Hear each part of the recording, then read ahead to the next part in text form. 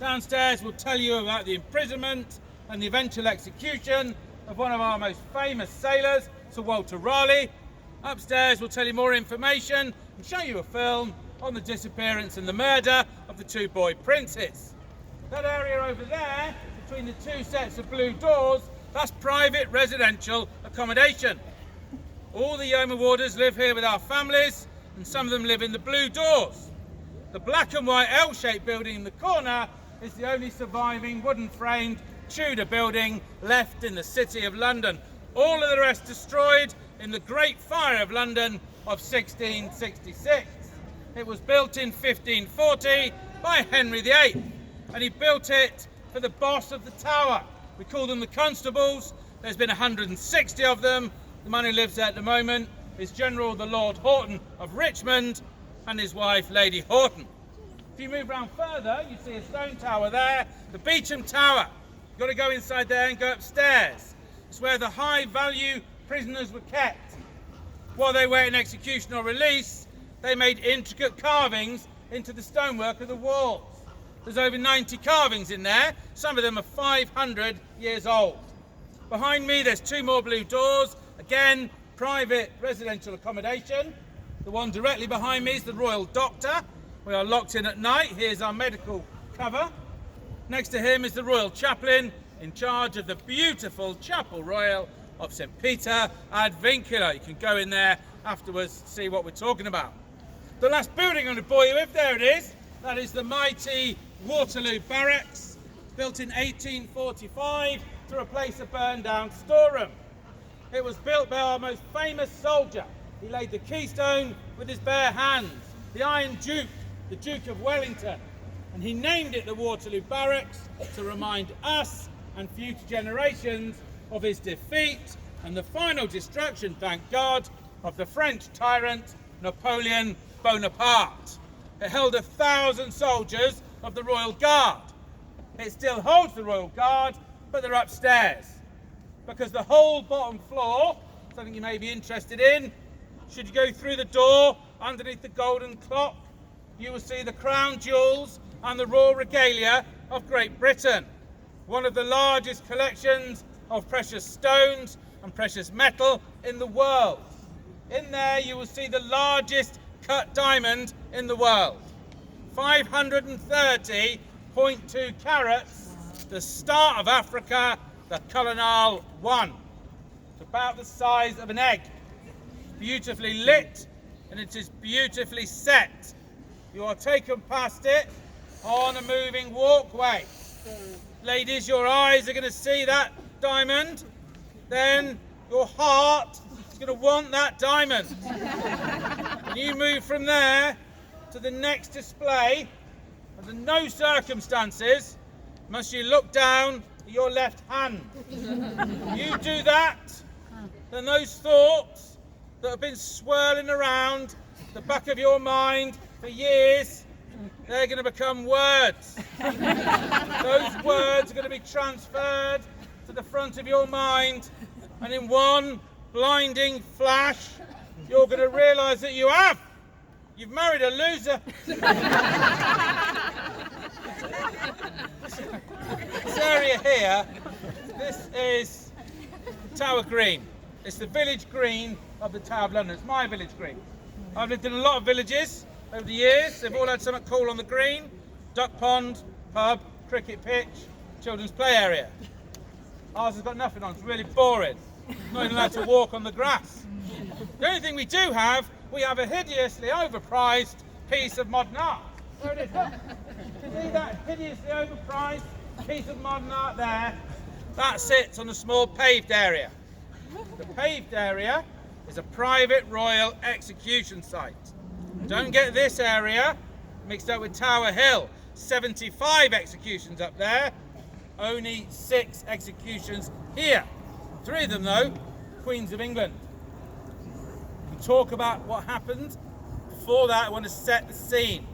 Brand new wooden scaffold, a platform built here for every execution. Lords and ladies, invitation only, standing exactly where you're standing now. Let's go back to the year 1536. It's everyone's favourite queen. It's the second wife of Henry VIII, Queen Anne Boleyn. Now, she's been tried and found guilty on trumped up, made up charges of incest, adultery and witchcraft. She's sentenced to death and imprisoned here at the Tower. She is convinced, though, that Henry VIII still loves her. So she bombards him with letters begging his forgiveness. He ignores them all. She knows she's only got one last chance. This scaffold is nearly finished. She sends another letter to Henry VIII begging forgiveness. This time she puts in it a letter from her personal physician, her doctor. In it, he says, in his medical opinion, Anne Boleyn has developed what he calls a great fear. Today, medically, we would call that a psychological fear. He says that Anne Boleyn's developed a psychological fear of the axe.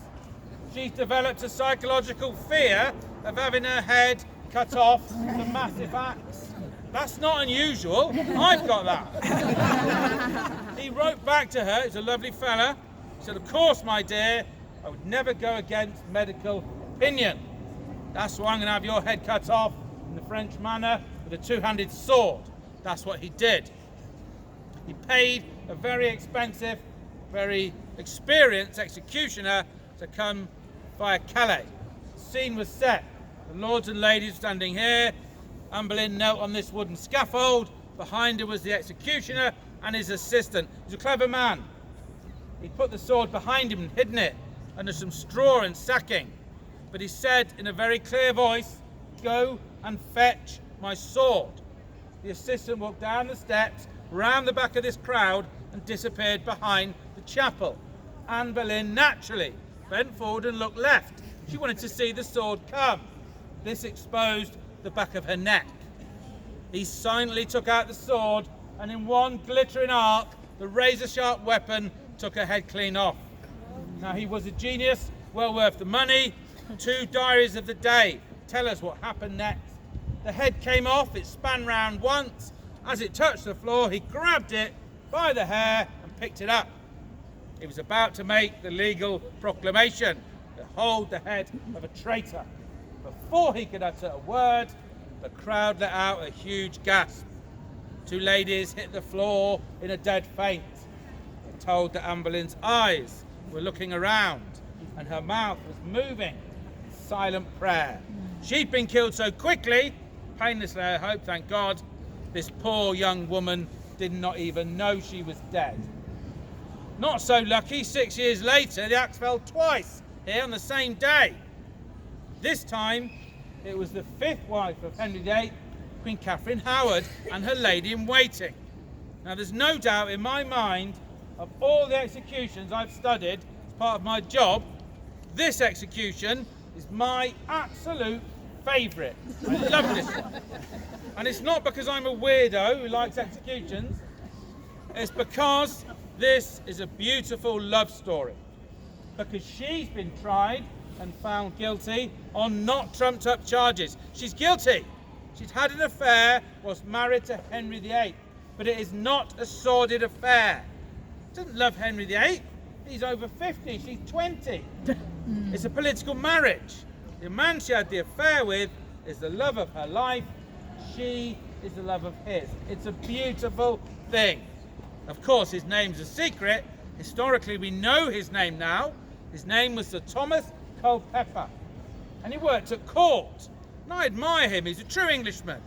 Because when these rumours started to swirl around the court, the Queen was having an affair, he did what any true Englishman would do. He stayed where he was. He risked his life to support the woman that he loved. Then these rumours started to escalate. They now said the Queen was about to be arrested. She'd be tried for treason. If she was found guilty, she'd be sentenced to death, and they would leave no stone unturned looking for the lover. Again, he did what any true Englishman would do in that situation. He went to the market where he purchased a large bag which he filled with his belongings and he cleared off. He was not going to hang around, was he? He was having an affair with Henry VIII's wife. He was gone. She was arrested, tried for treason, found guilty, sentenced to death, imprisoned here at the Tower. Do you know what? He couldn't care less. She couldn't care less, sorry. Without the love of her life, life held no meaning for her. Death could not come quick enough. The lords and ladies gathered here. She mounted that scaffold. In her hand was a piece of paper. It was her goodbye speech. She couldn't even be bothered to write it herself. It had been written by her priest. It was the shortest one possible. 3 lines. Forgive my sins, pray for my soul, pray for the king. Before she could even read those 3 lines, she glanced at the crowd. Her heart nearly burst from her chest. Because right in the middle of the crowd, where this chap here is, with his hood pulled up to protect his identity, but with his eyes locked upon her like a laser, risking his own life to say goodbye to the woman that he loved, there he was, Sir Thomas Culpeper himself. She was not going to read this rubbish. She walked to the front of the scaffold. She raised her hands to the sky. She said, I die today, the Queen of all England. But would I be dying the wife of the only one man I've ever truly loved? There he is, Sir Thomas Culpeper. Dragged off, executed, of course. Getting her own back, declaring her love, who knows? Down she went and down came the axe. Then, down came the axe again. Then, down came the axe a 3rd time. It took 3 goes to get through her thin neck. Up came her lady in waiting. Down she went, down came the axe. Her head was cut off in 1 stroke. Her crime, if it is a crime, was treason. She knew of the affair and hadn't told the king. She was loyal to her mistress. Those 2 executions are tragic, of course. All executions are. In my opinion, the last execution to take place here of a queen is the most tragic of all. Lady Jane Grey, the uncrowned child queen of only 9 days. Only 15 years old when all this started. Just got married to the 17-year-old Lord Guildford Dudley. Kids, 2 kids starting off on their life. She just happened to be the cousin of the dying King Edward VI. He knew he was dying. He was dying of tuberculosis or consumption. Officially next in line to the throne was his half-sister, Bloody Mary Tudor. He didn't want her to be queen. Not because she was cruel, which she was, because she was a Roman Catholic and he was a Protestant. He wanted a Protestant queen. So he made a secret will to be opened on his death. That will said that when he died, he was going to skip the next in line, Bloody Mary Tudor, and he wanted this young, innocent girl to be named queen. Remember, she knew nothing of it. He died, the will was opened, she was woken up in the middle of the night. Imagine her surprise. Congratulations, Your Majesty. You're now the new Queen of England. Take your brand new husband, move into the royal apartments of the White Tower, the Tower of London, and start to plan your coronation. That's exactly what she did. They started to plan a big party. But Mary heard the news. She wasn't very happy. She was a very strong-willed woman. The nation was going to find out. Because she rose her private army, and they all rode to London, where London agreed with her. She was next in line to the throne. There was a bloodless coup. The doors to the tower were thrown open. Mary's soldiers marched in, up the stairs, arrested those 2 kids. They were tried, found guilty of treason, sentenced to death, and imprisoned back here at the Tower. Guildford Dudley was imprisoned in the Beauchamp Tower. If you go upstairs, you'll see a carving that he made over the fireplace. Lady Jane Grey was imprisoned in the black and white Queen's house. The day of execution gives us a little glimpse into the cruel mind of Bloody Mary Tudor. Because that young child was made to stand on the balcony there, still there.